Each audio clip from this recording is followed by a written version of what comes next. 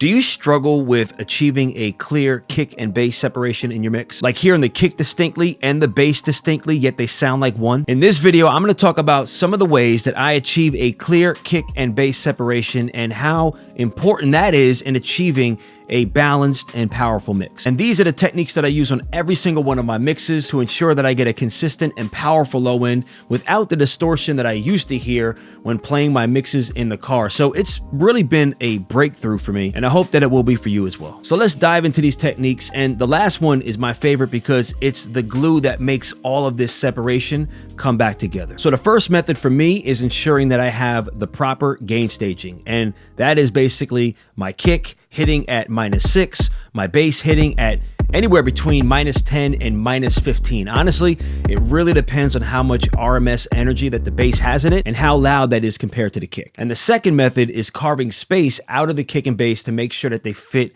well together. So the first way that I create this space is with the Little Labs Voice of God plugin. I put that on my kick drum first, and what I'm trying to accomplish is reducing the subby low end and emphasizing some of the frequencies that I know will be reproduced better on all systems, and also the ones that sound good on kick drums. So I open it up on the kick where its default position is set to boost at 40 hertz. So I dial in 60 hertz, and on this plugin, they do not provide you a frequency readout. But if you put an EQ after the Voice of God and boost it up all the way, you're gonna be able to see what frequency on the Voice of God you're boosting up. And their manual will let you know what the frequency range is when the knob is turned either all the way to the left or all the way to the right. But to get specific with a frequency, make sure you put that EQ after just to make sure you know what you're boosting. So I turn it to what represents 60 hertz, and I do a little bit of a boost. I'm not entirely sure how much setting it here at the number 2 is, but usually for me that's enough, but it does depend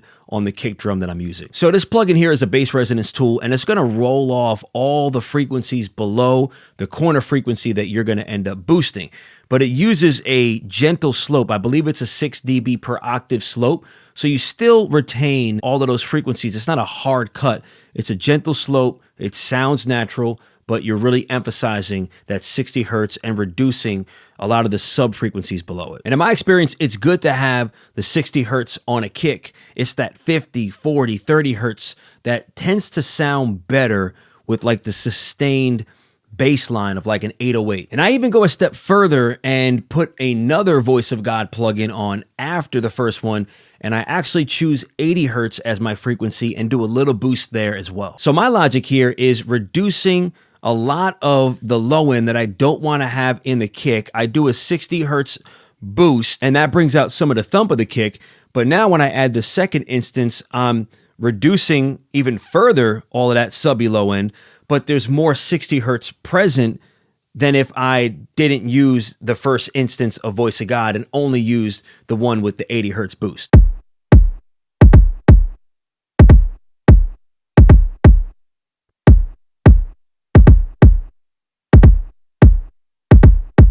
Hope that makes sense. So the overall goal here is the accentuation of that 80 hertz range, because I feel like that's the range where you're gonna get that thump of the kick in the chest, which I think reproduces better in most playback systems, and it's gonna give you the illusion that there is sufficient low end. Because we didn't do a steep cut, we did a gentle slope, and it still sounds natural. But now we don't have all that excess lower sub energy, which is probably gonna cause problems later on, especially when we combine it with the bass. So now to create space with the bass line, I insert an instance of the Voice of God plugin here as well, and I leave it at its default setting most of the time. And that default setting is a boost at 40 hertz, and that just causes the bass to rumble. But again, this is reducing all of those frequencies below 40, so you're getting that like 40 hertz low frequency rumble, but I think it's gonna be a little bit more gentle on your playback system. So the third method here is applying your typical EQ carving technique on the bass. Where we boosted the 60 and 80 hertz on the kick drum,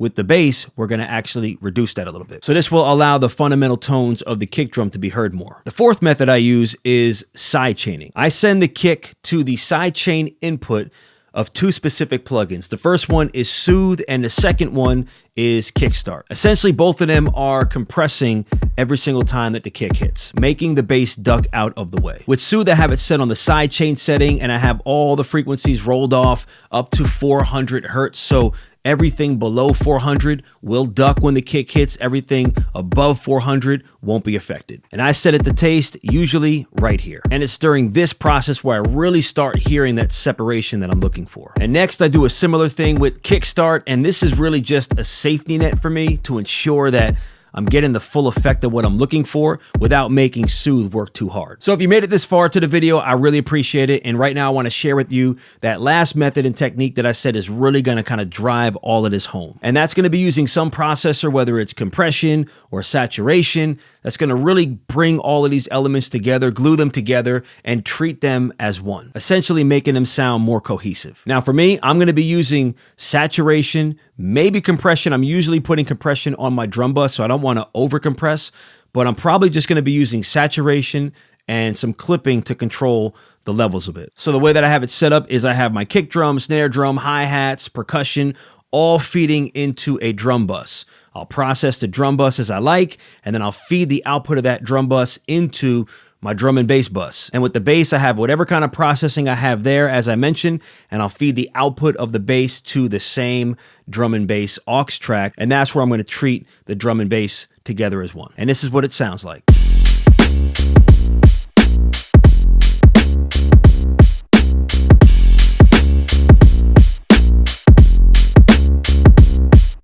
Now, if you don't own these plugins, there are definitely ways to do these techniques where you don't need Soothe or Kickstart or the FabFilter Pro Q3 that I use or the Voice of God to obtain the Voice of God effect. It essentially is just applying a high-pass filter with any kind of parametric EQ and then boosting the corner frequency. That's essentially what this plugin is doing. I think it's using a 6 dB per octave slope, a gentle slope, so apply that as well. My advice, as I've stated in other videos with this plugin, is that you want to make sure that when you're using a parametric EQ, if it has linear phase mode, apply that setting on because it's going to make the high pass filtering sound better because of phase shifting issues. If you don't, it's okay, but once you hit that linear phase mode, it's like, oh, that sounds a lot better. The Voice of God does not have any linear phase mode. It just sounds better, in my opinion. So that's why I use it. For the EQ carving, you can use any parametric EQ that you want. I mean, it could be parametric, semi-parametric, doesn't matter.